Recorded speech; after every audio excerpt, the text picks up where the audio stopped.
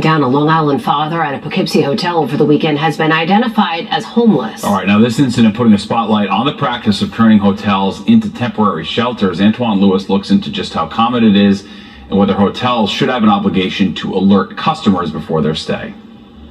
Poughkeepsie authorities say 53-year-old Paul Kudz, a husband and father, was an innocent victim when fatally shot on Sunday.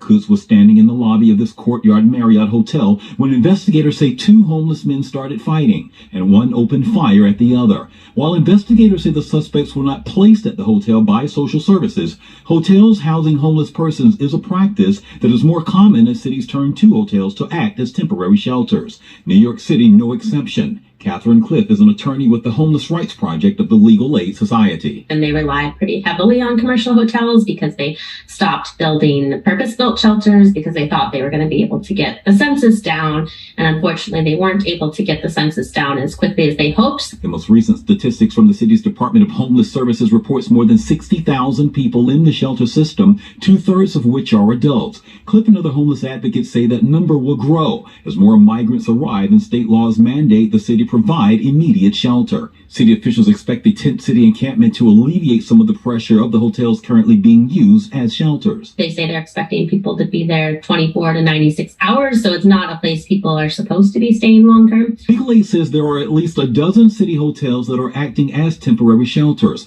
prompting the question, is this something hotels have to disclose? Vijay Dandapani is president and CEO of the Hotel Association of New York City.